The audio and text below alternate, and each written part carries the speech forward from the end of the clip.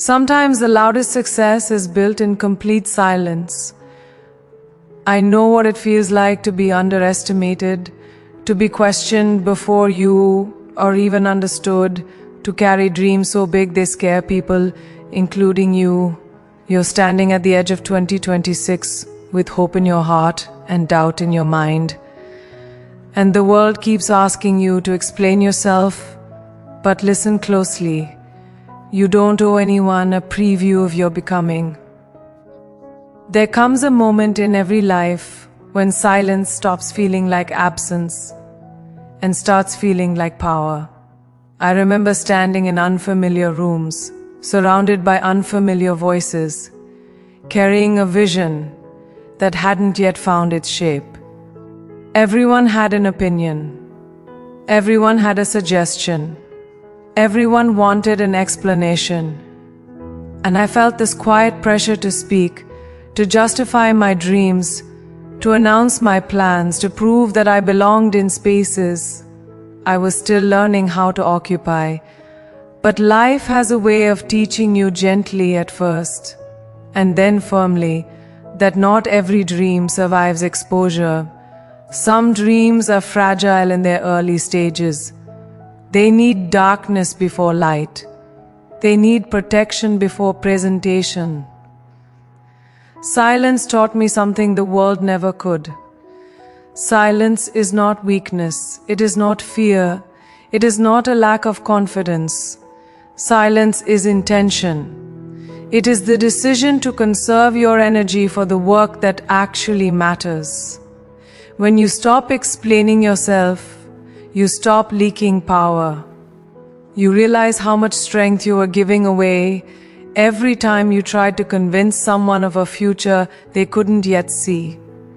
And the truth is, not everyone is meant to see it early. Some people are only meant to witness the result. There was a season when my life felt like it was under construction, and I learned that construction sites don't invite guests. They are messy. They are loud on the inside. They are uncertain. And yet, from the outside, they appear quiet. That quiet doesn't mean nothing is happening. It means everything is happening. In silence, I learned to listen, not to the noise of doubt around me, but to the voice within me. The voice that reminded me why I started. The voice that carried faith when confidence wavered. When you speak too soon, you invite opinions that were never designed to guide you. You invite fear disguised as advice. You invite comparison disguised as concern. Silence protects you from that. It keeps your focus clean. It keeps your faith intact. And faith needs space. Faith grows best when it's not constantly questioned. When you move quietly, you stop performing your potential and start developing it. I've learned that the most dangerous thing you can do to a dream is expose it to people who haven't earned the right to hear it. Not everyone will clap when you speak. Not everyone will understand your direction. And that's okay. Your assignment was never to be understood by everyone. It was to be obedient to the vision placed in your heart. Silence becomes an act of trust. Trust in yourself. Trust in your preparation. Trust in divine timing. There's also a deep humility in silence. It teaches you patience. It reminds you that growth doesn't need validation to be real. You stop chasing approval and start chasing alignment. You stop asking, do they believe in me? And start asking, am I becoming who I'm called to be? That shift changes everything. Because when your worth is no longer tied to external confirmation, you become unshakable. In silence, you learn to sit with uncertainty without panic. You learn to work without applause. You learn to believe without evidence. And that kind of belief is rare. It's powerful. It's sacred. Silence trains your spirit. It builds resilience quietly, brick by brick, day by day. And one day, without warning, people will notice the strength you were building all along. What they won't see are the nights you chose discipline over distraction, the mornings you chose faith over fear, the moments you wanted to speak but chose restraint instead. Silence doesn't mean you have nothing to say. It means you are choosing when your voice will matter most. So guard your dreams. Treat them like prayer. Whisper them only in spaces that are safe, sacred, and supportive. Let silence be your strategy, not your hiding place. Because when the time comes, and it always does, your results will speak with a clarity no explanation ever could. There is a kind of discipline that only reveals itself when no one is watching. It doesn't announce itself. It doesn't seek praise. It doesn't need witnesses. It shows up quietly, consistently, almost invisibly. I learned early on that the most important work of my life would never happen on a stage.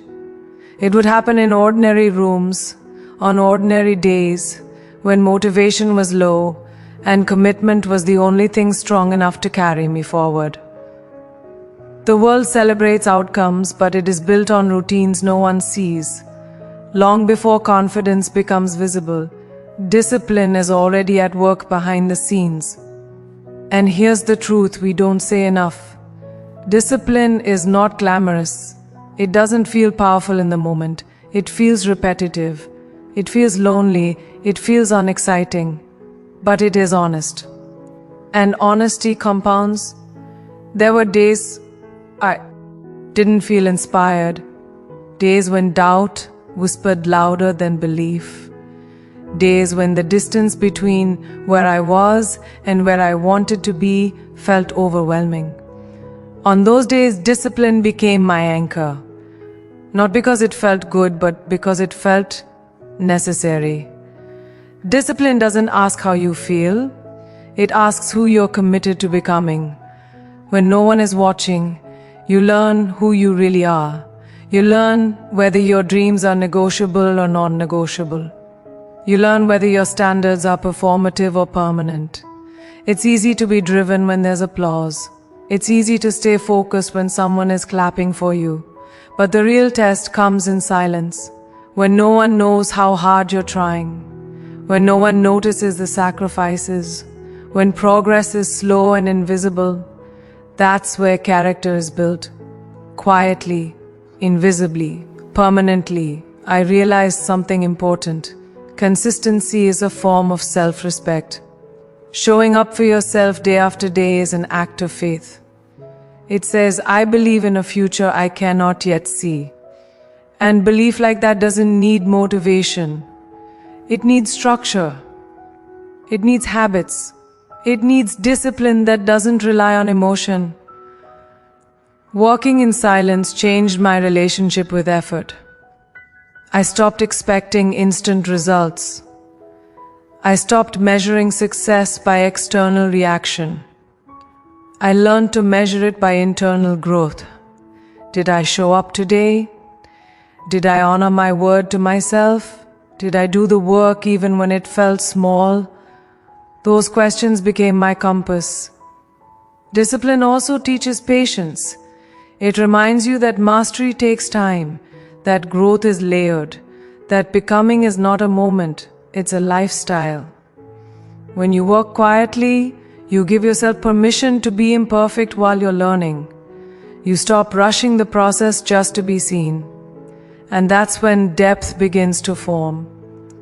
There's a quiet confidence that comes from knowing you've done the work, not hoping, not wishing, knowing. That confidence cannot be shaken by opinions because it was built privately. No one can take away what you earned in silence. No one can dismiss effort they never witnessed but you lived through. And here's something powerful. Discipline practiced in silence becomes instinct. It stops feeling forced. It becomes who you are. You don't need reminders. You don't need validation. You move with intention because your habits have trained your mind. That's when effort transforms into identity. I've learned that the people who shock the world later are rarely the loud ones early. They were too busy working, too focused on learning, too committed to growth to announce every step. While others were waiting to be motivated, they were building momentum. While others were talking, they were training. Silence removes pressure. It allows you to fail privately, learn quickly, and improve honestly. It gives you the freedom to experiment, to evolve, to grow without judgment. And that freedom is priceless. Because the most dangerous pressure is the pressure to perform before you're prepared. So choose discipline over display. Choose commitment over comfort. Choose consistency over convenience. Let your work happen quietly.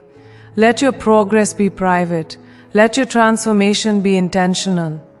Because one day, when the world finally sees you, they won't understand how it happened so fast. They won't see the years of effort packed into that moment, but you will. And that will be enough. There was a time when I believed strength meant having an answer for everything. If someone misunderstood me, I felt the need to explain. If someone doubted me, I felt the need to defend. If someone criticized my choices, I felt the need to react. I thought my voice was my armor. But life, with all its quiet wisdom, taught me something far more powerful. Not every battle requires a response, and not very opinion deserves your energy. You don't realize how heavy constant reaction is until you put it down. The need to respond to everything keeps you tethered to people, moments, and emotions that were never meant to define you. Every explanation pulls you backward. Every argument keeps you standing still. And growth, real growth, requires movement. Forward movement. I remember moments when silence felt uncomfortable, when my ego wanted to speak, when my heart wanted justice, when my mind rehearsed comebacks that would have sounded strong and convincing. But I learned that reacting gives temporary relief, while restraint gives lasting peace. Silence is not surrender, it is selection. It is choosing progress over pride. People will misunderstand you, even when your intentions are pure. They will label you based on their own limitations. They will project their fears onto your courage. And if you spend your life correcting every misconception, you will exhaust yourself before you ever fulfill your purpose. The truth is, some people are not confused. They are committed to misunderstanding you, and no amount of explanation will change that. Silence taught me emotional maturity. It taught me that my worth does not rise or fall based on someone else's perception. It taught me that responding to everything hands control of your emotions to the loudest voice in the room. And I refused to live that way. Peace became more valuable than being right. Progress became more important than being heard. There is strength in letting things pass without commentary. When you don't react, you observe. When you observe, you learn. You begin to see patterns instead of insults. You see insecurity instead of intention. You see pain where you once saw provocation. And that clarity changes how you move. You stop taking everything personally. You stop bleeding energy where it doesn't belong. I've learned that silence creates boundaries without confrontation. You don't have to announce your standards. You live them. You don't have to explain your growth. You embody it. When you don't engage in unnecessary battles, you conserve emotional strength for the work that actually matters. You redirect your energy into building, not defending. There's also a deep kind of confidence that comes from knowing you don't need to prove yourself. When you are grounded in who you are becoming, opinions lose their power. Criticism becomes background noise. Doubt becomes irrelevant. You realize that people who are secure don't need to be loud, and people who are growing don't need to argue. Not responding doesn't mean you agree. It means you refuse to be distracted. It means you understand that time is sacred and energy is limited. And you choose to invest both wisely. You don't owe everyone access to your thoughts, your emotions, or your journey. Sometimes the bravest thing you can do is walk away with grace. No explanation, no closure speech, no final word, just growth, just movement, just quiet confidence. And that kind of silence speaks louder than any argument ever could. Your future does not require defending. It requires focus, it requires discipline, it requires faith. Every unnecessary reaction delays your becoming. Every emotional detour costs you momentum. And one day you look back and realize that the battles you didn't fight were the ones that saved you the most energy. So choose wisely. Speak when your words build. Stay silent when your growth matters more. Let your life respond for you. Let your progress answer the questions. Let your peace be your power. Before the world ever sees confidence, before success ever looks certain, there is a quiet relationship you build when no one else is invited in. That relationship is faith, not the loud kind, not the formative kind, but the private kind that holds you together when nothing around you makes sense. I learned that faith grows strongest away from the spotlight, in moments where all you have is belief and the courage to keep moving anyway. There were seasons when my plans didn't unfold the way I imagined. Doors I prayed for stayed closed. Opportunities I worked for slipped away. And in those moments, I realized how easy it is to lose faith when it's built on outcomes. So I stopped anchoring my belief to results and started anchoring it to trust. Trust that delays are not denials. Trust that timing has intelligence. Trust that something greater is always at work even when I cannot see it. Faith is quiet because it doesn't need evidence to exist. It doesn't demand proof before it takes the next step. It walks forward even when the path is unclear. And that kind of faith is cultivated in private moments. Early mornings, late nights, whispered prayers, deep breaths taken when fear tries to take control. Those moments don't look powerful, but they shape everything. I learned that when faith is loud, it often seeks reassurance. But when faith is steady, it rests. It doesn't panic when plans shift. It doesn't crumble when expectations aren't met. It adapts. It endures. And endurance is born in silence. When you stop explaining your journey and start trusting it, faith deepens naturally. There is a surrender that happens when you realize you cannot control everything, and you were never meant to. Surrender doesn't mean giving up. It means letting go of anxiety disguised as effort. It means releasing the illusion that you must force outcomes to prove your worth. Faith taught me to work diligently and then step back with humility, knowing that effort without trust is exhaustion. In private, faith becomes personal. It stops being something you say and starts being something you live. It shapes your decisions. It influences your patience. It softens your reactions. You begin to move with calm confidence, not because you know what will happen next, but because you trust that whatever happens will not break you. There were moments when silence felt like abandonment, when prayers felt unanswered, when progress felt invisible. But those were the moments when faith was doing its deepest work, strengthening my spirit, refining my patience, teaching me resilience. Faith doesn't always change your circumstances immediately. Sometimes it changes you first, so you're ready when circumstances finally do change. I learned that faith grows when you stop rushing it, when you stop comparing your timeline to someone else's, when you stop measuring your worth by speed. Faith understands seasons. It respects process. It knows that growth that lasts is never hurried. In silence, faith teaches you to wait without losing hope and to work without losing peace. There is also courage in trusting what you cannot explain. Courage in walking away from what looks good but feels wrong. Courage in choosing integrity over applause. Faith sharpens your discernment. It helps you recognize what aligns with your purpose and what simply feeds your ego. And discernment is a quiet strength. It doesn't announce itself.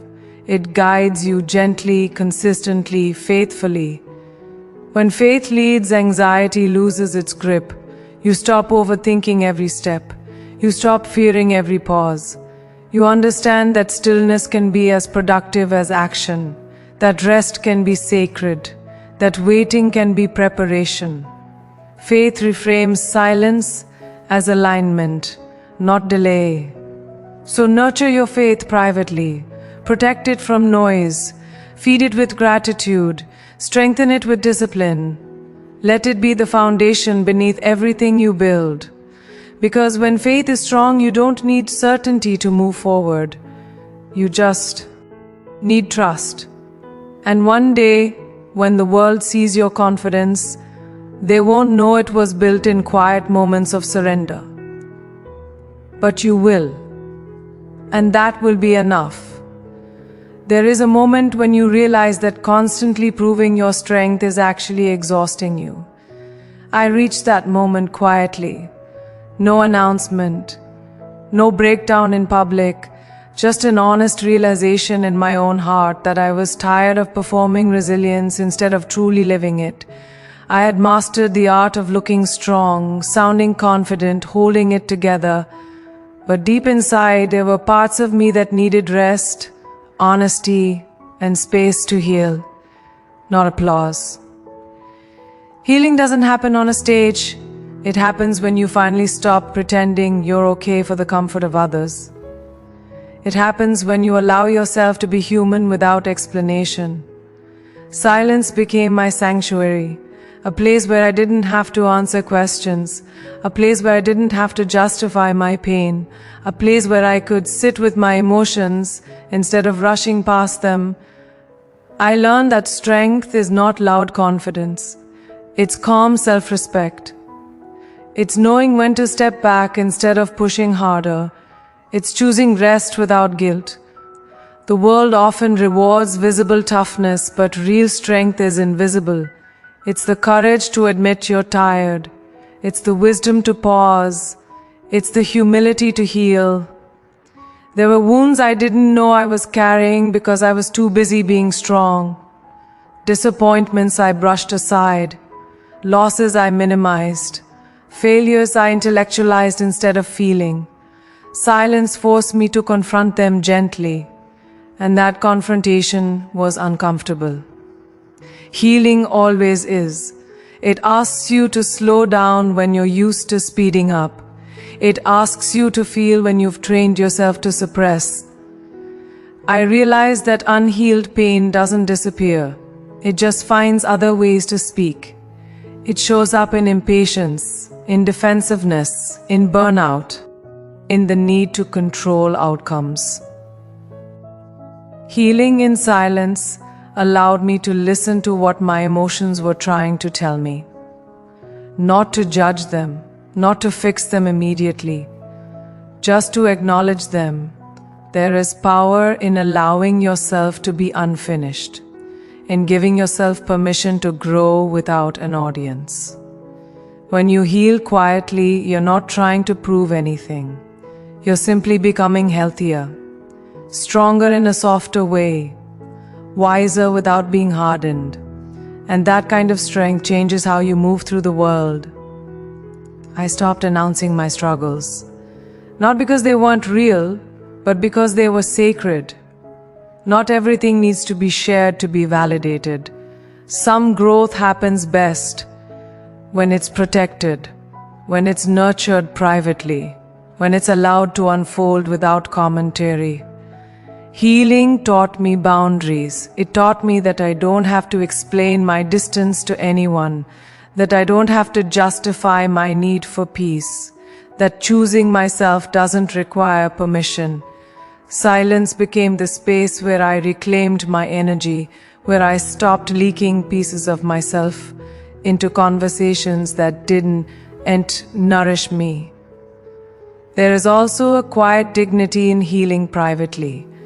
You don't build your identity around pain. You don't let wounds become your story. You let them become your wisdom. You emerge calmer, clearer, more grounded, less reactive, more intentional.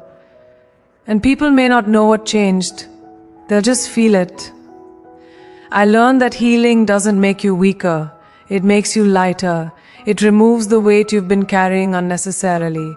It gives you back your breath, your clarity, your joy. And joy, real joy, is a byproduct of honesty with yourself.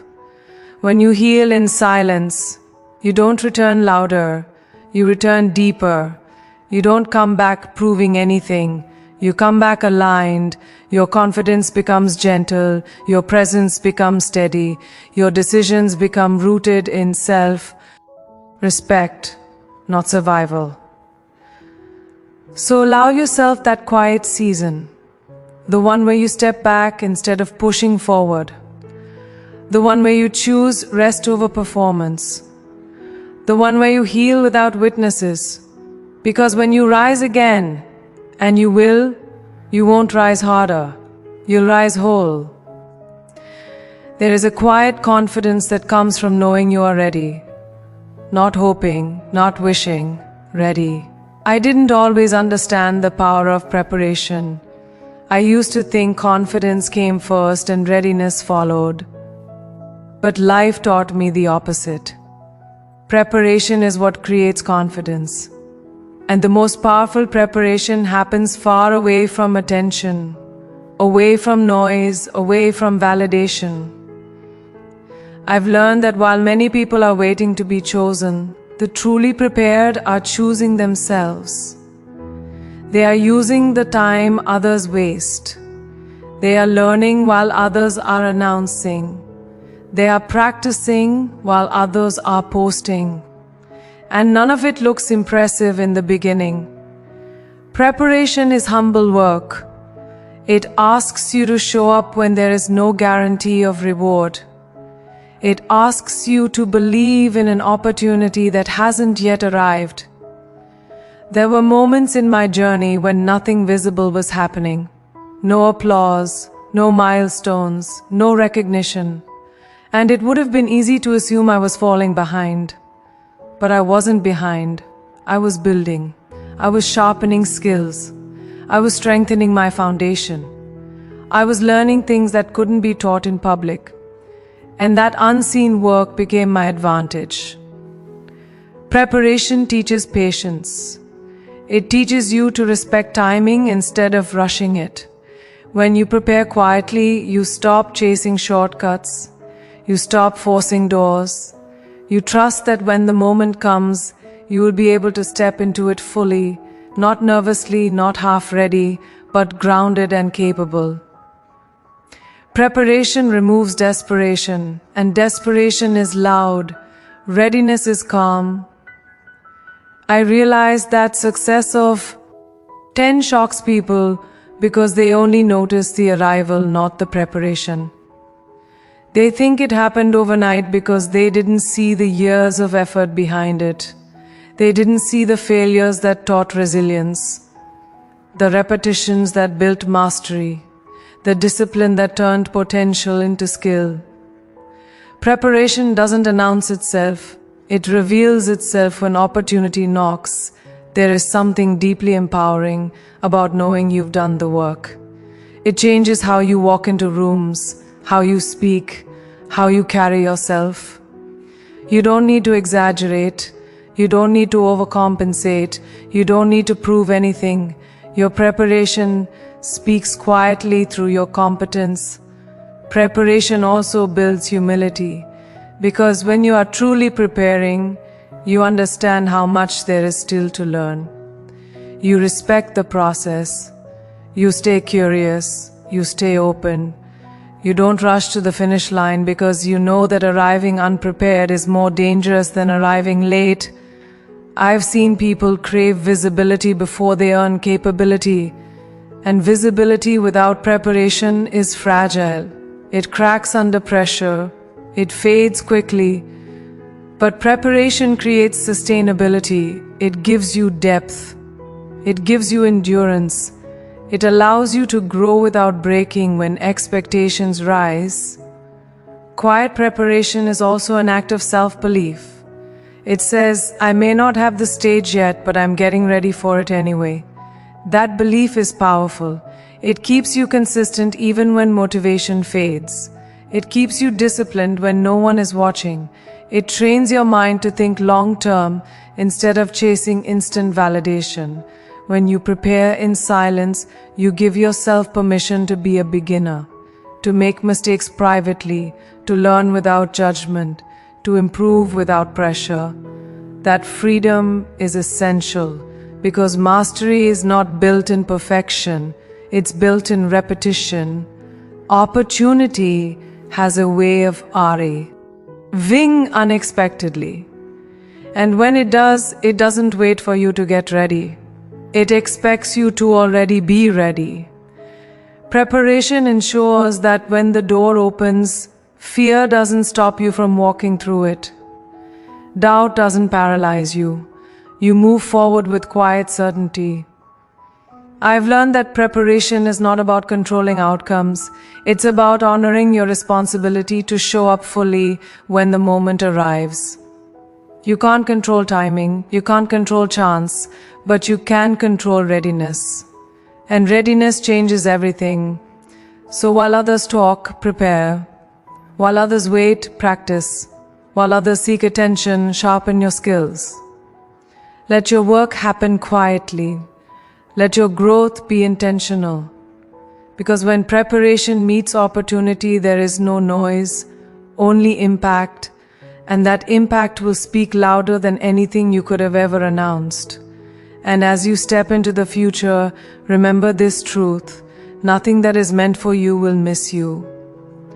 Not because you forced it, not because you explained yourself, not because you proved your worth to the world, but because you prepared your heart, disciplined your mind, and trusted God's timing, even when the path was quiet. Move with faith when no one is clapping. Work with integrity when no one is watching. Grow with patience when results are slow. Because the same God who planted the vision within you is watching over the process that shapes you. And when the moment arrives, the right moment, you won't need to announce your arrival. Your presence will speak. Your peace will confirm it. Your life will testify. So don't rush. Don't doubt. Don't dim your light. Walk forward with faith, move in silence, and let the purpose written on your life unfold exactly as it was always meant to.